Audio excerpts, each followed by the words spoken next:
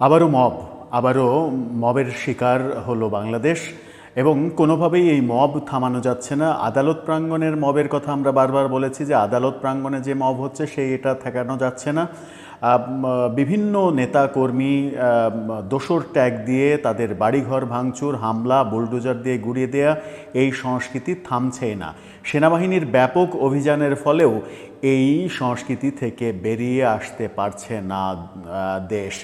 তাহলে গলদটা কোথায়? তাহলে কি অভিযানের কমতি রয়েছে, অভিযানে গলদ রয়েছে, নাকি সরকারের পক্ষ থেকেই এর পৃষ্ঠপোষকতা দেয়া হচ্ছে? আজকে রাতে জাতীয় পার্টির চেয়ারম্যানের রংপুরের বাড়ি ভাঙচুর করা হয়েছে, আগুন দেওয়া হয়েছে, মোটরসাইকেলে আগুন দেওয়া হয়েছে এবং সেই কাজটি করেছে বৈষম্য বিরোধী আন্দোলনের ব্যানারে এবং এনসিপি নেতারা। এই অভিযোগ জাতীয় পার্টি থেকে করা হয়েছে। জাতীয় পার্টির চেয়ারম্যানের বাড়ি ভাঙচুর কেন করা হবে, এই প্রশ্নটা সামনে এসেই যায়। যদি আপনার মনে হয় জাতীয় পার্টির সভাপতি কোনো দুর্নীতি করেছেন, রাষ্ট্রবিরোধী কোনো কর্মকাণ্ড করেছেন, তিনি অভিযুক্ত, তার নামে মামলা দেন এবং সেই মামলা তদন্ত করে তাকে গ্রেপ্তার করেন, বিচারের সম্মুখীন করেন। কিন্তু এই যে মবতন্ত্র, এই মবতন্ত্র আর কতদিন চলবে, এই প্রশ্ন চতুর্দিকে উঠছে। আবারও যখন মব হলো তখন এর বিহিত কি সরকার যখন করছে না, তখন সেনাবাহিনীর নতুন কোনো পদক্ষেপ আমরা দেখতে পাবো? এরই মাঝে আজকে দেখেছি আমরা যে গাজীপুরে এক বৈষম্যবিরোধী নেতাকে আটক করা হয়েছে একটা ঝুট ব্যবসার ঝামেলাকে কেন্দ্র করে। এই খবরটা গণমাধ্যমে যখন এসেছে তখন আমরা রাতেই এই খবরটা পাচ্ছি যে জাতীয় পার্টি চেয়ারম্যানের বাড়ি ভাঙচুর করা হলো, আগুন দেয়া হলো। কেন এই কাজ করা হলো, কারা করলো, কেন এটা থামছে না, কতদিনই এটা থামবে, কতদিন আর চলবে, সেই আলোচনা করবো এই ভিডিওতে। থাকবেন পলিটিক্স টিভির নিয়মিত আয়োজনে।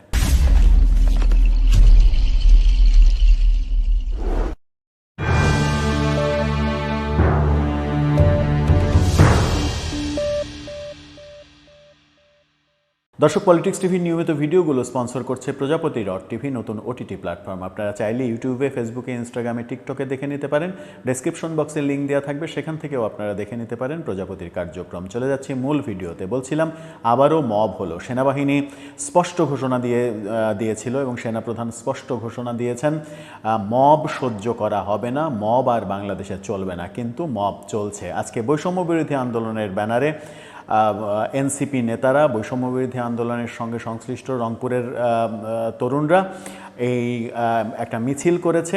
জাতীয় পার্টি চেয়ারম্যানকে গ্রেপ্তার করতে হবে, চেয়ারম্যান যেহেতু রংপুরে গিয়েছেন তাকে গ্রেপ্তার করতে হবে এবং সেই মিছিল থেকেই জাতীয় পার্টি চেয়ারম্যানের বাড়ি আক্রমণ করা হয়েছে, বাড়ি ভাঙচুর করা হয়েছে এবং সেখানে অগ্নিসংযোগ করা হয়েছে, আগুন দেওয়া হয়েছে। এই খবর রীতিমতো তোলপাড় তৈরি করেছে।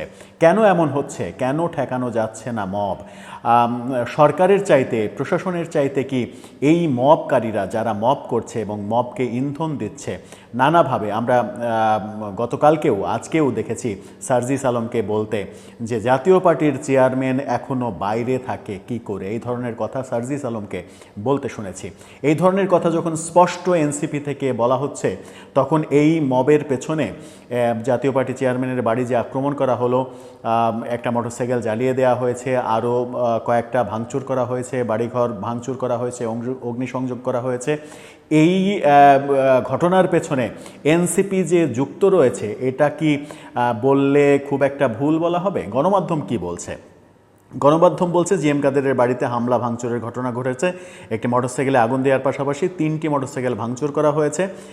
রাতে এই ঘটনা ঘটে। জাতীয় পার্টির নেতাকর্মীদের অভিযোগ বৈষম্য বিরোধী ছাত্র আন্দোলন এবং জাতীয় নাগরিক পার্টির নেতাকর্মীরা এই হামলা চালিয়েছে। অর্থাৎ জাতীয় পার্টি থেকে স্পষ্ট বলা হয়েছে বৈষম্য বিরোধী আন্দোলন এবং এনসিপির নেতাকর্মীরা এই কাজটা করেছে। প্রত্যক্ষদর্শী জাপা নেতাদের ভাষ্যমতে বৃহস্পতিবার বিকেলে ঢাকা থেকে রংপুর নগরীর নিউ সোনাপাড়া বাসভবন স্কাই ভিউতে আসেন জাতীয় পার্টির চেয়ারম্যান জিএম কাদের। অর্থাৎ তিনি বাসায় যান, রংপুরের বাসায়।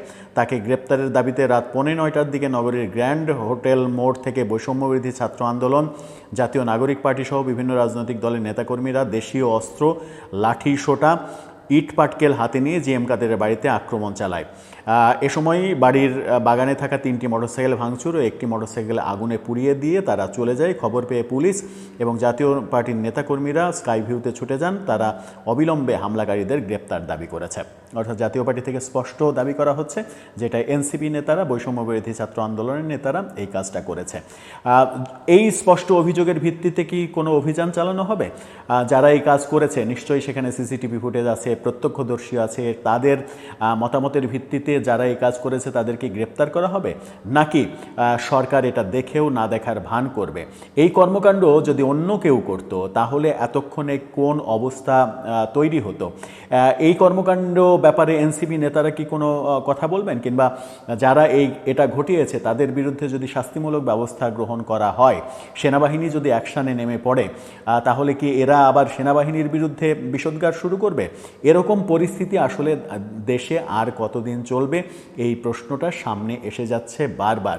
দেশে যখন আমরা একটা সুস্থ পরিবেশ প্রত্যাশা করছি, যখন প্রত্যাশা হচ্ছে যে আস্তে আস্তে দেশ নির্বাচনের দিকে যাবে, মুখে ফেনা তোলা হচ্ছে সংস্কার সংস্কার করে, কিন্তু এই যে রাজনৈতিক কালচার, এই কালচার যদি আপনারা নিজেরাই সংস্কার করতে না পারেন, আপনারা নিজেরাই যদি হিংসা, বিদ্বেষ, মারামারি, ভাঙাভাঙি, গুড়িয়ে দেয়া, পুড়িয়ে দেয়া, মেরে ফেলা, এই কর্মকাণ্ড করে কি আপনি রাজনৈতিক সংস্কার করতে পারবেন? দেশের কোনো সংস্কার করতে পারবেন?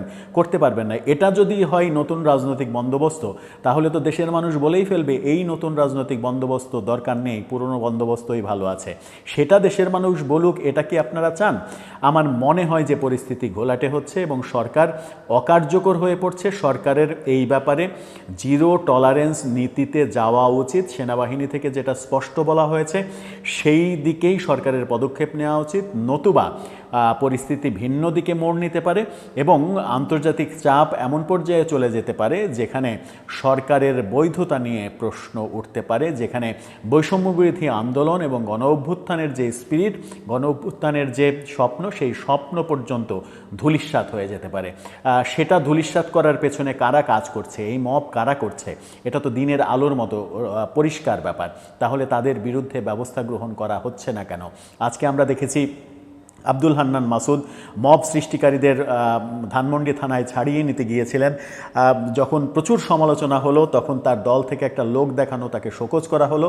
শোকজের উত্তরে আব্দুল হান্নান মাসুদ উত্তর দিলেন যে তার ভুল হয়েছে, এই কাজটা করা ঠিক হয়নি।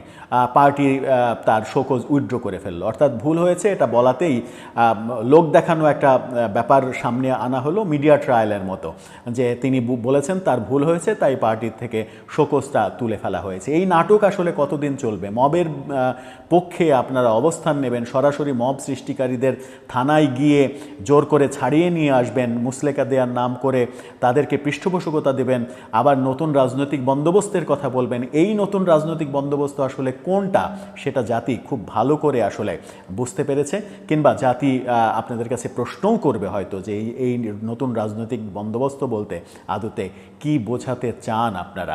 এর বিহিত কি হবে না? দর্শক, আপনার কি মনে হয় পরিস্থিতি কোন দিকে যাচ্ছে? কেউ যদি অপরাধী হয় তাকে আইনের আওতায় আনেন, শাস্তির আওতায় আনেন, তদন্ত করেন, অপরাধ প্রমাণিত হলে তাকে গ্রেপ্তার করেন, গ্রেপ্তার করে আদালতে সোপর্দ করেন, আদালত তার বিচার করবে। কিন্তু সব ব্যবস্থায় যদি ভেঙে পড়ে তাহলে পরিস্থিতি কোন দিকে যাবে, দেশ কোন দিকে যাবে? দর্শক, আপনার মতামত জানিয়ে লিখতে পারেন আমাদের কমেন্ট বক্সে।